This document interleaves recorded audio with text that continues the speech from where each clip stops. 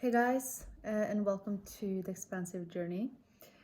Today I wanted to jump on and make a video after a few months and talk about the false self, which is, in my opinion, or in my experience, I would rather say, it's a very crucial part of the spiritual awakening process, is to discover what you are not, to experience what you really are, which is something that the mind will try to construct, which is also a part of the false self, right? So the false self is an idea about what you are. And some of the ideas are very obvious. They're very like overt or easy to discover. Like, for example, if you identify with your name or your age, or your gender, like maybe also your career, social roles, things that you can put into words, right? And that's sort of something that we will eventually see through normally when we wake up. We will see that, oh, yes, I have a career, but I am not my career. Or I have a body, but I am not my body, because it changes, and what I really am, it does not.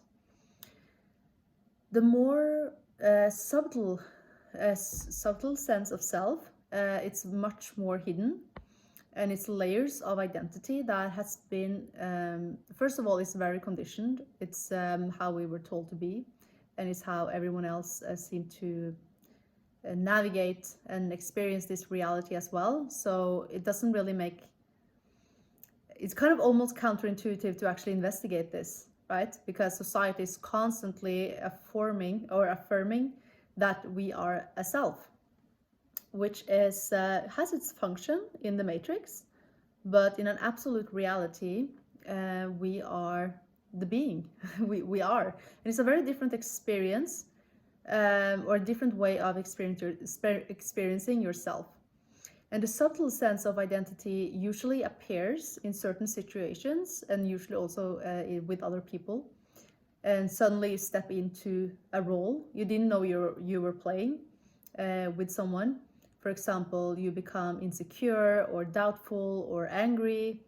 It's usually very reactive, the sense of self, because it's eventually a protection mechanism. It's a coping mechanism that we create to defend ourselves against the rejection and shame and all those things that we felt when we were children, normally. So investigating those deeper sense of selves is something we usually do after the first awakening, when we have discovered, like, seen through the illusion of the matrix and woken up to a more real reality, I would say.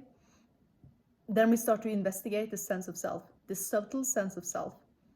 And we can see we more and more normally can tap into a non-dual reality where you are everywhere. And I will be very cautious with explaining my glimpses and experiences of non-duality, because it can very, very easily create an idea in the mind, because the mind sort of hijacks everything. It wants to understand. And that's great. Like, it's a tool for stories and ideas and an intellect as well, which is great. But it takes us away from the truth about what we are, which is not the mind, but the perceiver of the mind, right? So we can't really find ourselves. And when there's no location, there is no separation, as a non-dual teacher told me.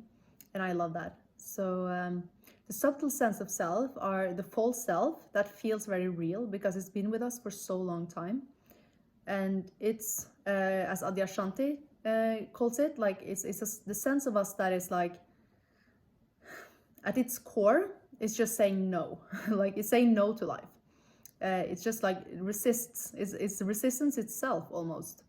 And it feels like it's us, but it's more like a strong sense of protection, protecting something that's vulnerable. And if you're willing to surrender and see what's on the other side of that, it's love. Actually, it's just love. It's just an overwhelming feeling of love, at least in my experience. But yeah, sometimes on this journey, we have to work through the layers of emotions, which is basically to feel the emotions and get to know them instead of rejecting and running away from them and trying to cope with them. For some people, there's different journeys for everyone, and in my case, my emotions were very apparent to me. It was very easy to get in touch with them after awakening, much more after than before awakening. And that's when we start to feel this emotion, we learn to see that we will recognize that all of this is also love, because all the emotions, they have a story, and they all try to protect you or serve you in a way, even if it's painful. And that's usually why the sense of self is still strong, because there's still layers of emotions that we haven't worked through. And the more reactive we become, the stronger the sense of self becomes. So that's the suffering itself, right? That the Buddha also talks about. So yeah, self-inquiry is something we can do, especially when we start to react, or we see a pattern in our life, or a situation that doesn't feel good to us. It's usually, in my experience, that we step into a role, we step into an aspect that feels a certain way. And that is not an absolute reality, even though we get completely wrapped up in it, and we feel it's very real in that moment. And it definitely is a real experience, but it is not what we really are. So this is where we disidentify from thoughts and emotion. And this gets more and more subtle as we move through the awakening. And if you want to work with me, then you can check out the link below. I have a mentorship course and a free masterclass, one-on-one coaching, and group meditation. So you can check out that if you want to learn more. And I will also be making more videos in the future that will share more of the recent insights that I've had the past 6 months that have completely transformed my spiritual journey. And until next time, much love and namaste.